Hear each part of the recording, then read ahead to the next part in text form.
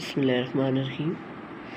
یہ خاکہ کی تعریف ہے۔ میں نے بہت سے خاکوں کی آپ کے ساتھ مشکل الفاظ اور معروضی سوالات ویڈیو بنا کر شیئر کیے ہیں، تو میں نے کہا پہلے اس کی تعریف بھی بتا دوں، زبانی بتا دیتی، لیکن اب میں نے کہا کہ لکھ کے بتاؤں تاکہ آپ کے واضح ہو جائے۔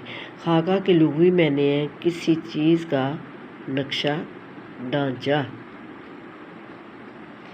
یا مسودہ تیار کرنا۔ ٹھیک ہے، مسودہ تیار کرنا کا مطلب ہوتا ہے نا کہ لکھ کر، یعنی لکھ کر یہ چیزیں بتانا۔ اردو ادب میں خاکہ ایسی نثری صنف ہے، ٹھیک ہے، جس میں کسی معروف و مشہور شخصیت کے اوصاف، عادات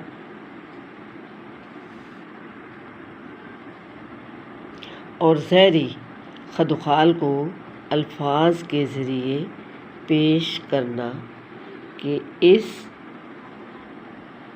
کی شخصیت قارئین پڑھنے والوں تک، قاری اور قارئین کے سامنے آ جائے۔ ٹھیک ہے، خاکہ مختصر ہوتا ہے اور اس میں سچائی کی عکاسی ہوتی ہے، یعنی جس شخص کے بارے میں ہم لکھتے ہیں ہر چیز حقیقت پر مبنی ہوتی ہے، یعنی اس کے ظاہر اور باطن میں جو کچھ ہے وہ ہم سب کچھ الفاظ کے ذریعے لوگوں تک پہنچاتے ہیں اور لوگ سمجھ جاتے ہیں کہ یہ کس کے بارے میں لکھا ہوا ہے۔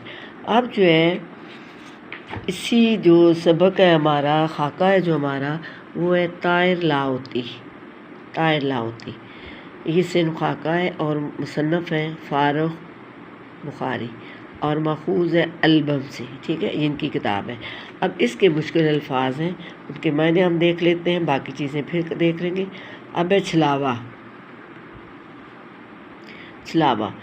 شوخ تیز، یعنی ایسا مطلب فلاں بندہ چھلاوے کی طرح ہے، یعنی ایک پال میں ادھر ایک پال میں ادھر، پتہ ہی نہیں چلتا۔ تیز ترار، شوخ۔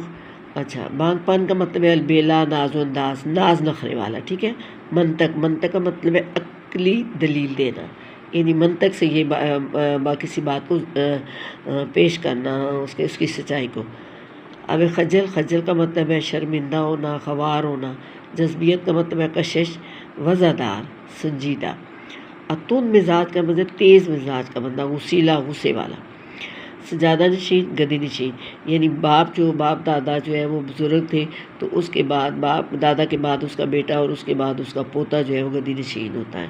یہ جو ہے یہ سید زادوں میں یہ ہوتا ہے۔ ٹھیک ہے، پھپتا کا مطلب ہے مناسب لگنا۔ مبتدی، ابتدا کرنے والا، شروع کرنے والا، آغاز کرنے والا۔ طفل کا مطلب ہے بچہ، مکتب کہتے ہیں جہاں پر بچوں کو پڑھایا جاتا ہے۔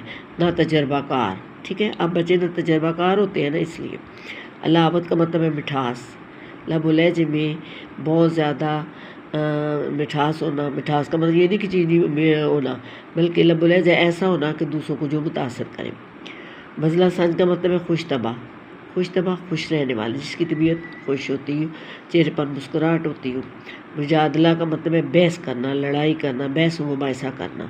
مراقبہ کا مطلب ہے غور و فکر کرنا، دھیان کرنا۔ ٹھیک ہے، اس کے بعد ہے نیچ کا مطلب ہے طرز، انداز، طریقہ۔ اب جو اگلا ہے وہ ہے خرامہ، آہستہ ٹہلتے ہوئے، آرام سے چلتے ہوئے۔ سبھا، بس، محفل۔ اب سبھا جو ہے زیادہ تر یہ ہماری جو اسمبلی، اس کو اسمبلی کہتے ہیں، جہاں پہ ہمارے سارے نمائندے ہوتے ہیں، لیکن جو بھارت ہے وہاں پہ اس کو سبھا کہتے ہیں۔ چشم، مخالفت، رقابت۔ ٹھیک ہے، ادک کا مطلب ہے مشکل، سخت، مشکل۔ فتین کا مطلب ہے نہایت ذہین، بہت زیادہ عقل مند ذہن والا، جس کا حافظہ بہت زیادہ اچھا ہو، ہر چیز جو ہے ایک دم جو ہے جس کو یاد ہو جاتی ہو۔ پیش خیمہ، سبب، آغاز، وجہ۔ ٹھیک ہے، یعنی یہ اس بات کا پیش خیمہ ہے۔ ٹھیک ہے، سروقات کا مطلب ہے لمبا قد، اونچا قد، سرو کی طرح۔ سرو ایک پودا ہے نا، اس لیے اس کو مثال اس کی دی۔ زمیریر کا مطلب ہے نہایت ٹھنڈا ہونا۔ ٹھیک ہے، یہ جو ہے یہ طاہر لاہوتی جو خاکہ ہے، یہ اس کے مشکل الفاظ کے معنی ہیں۔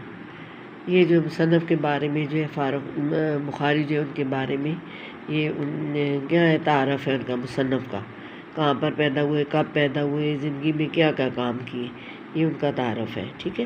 تو یہ اب اس کے بعد اس کے طاہر لاہوتی میں کس چیز کا ذکر ہے وہ بھی انشاءاللہ میں آپ کو بتاؤں گی۔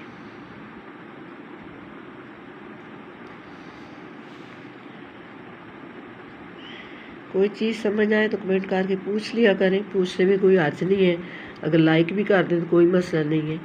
آپ کا کیا جاتا ہے، ہاتھ انگلی لگانی ہوتی ہے نا۔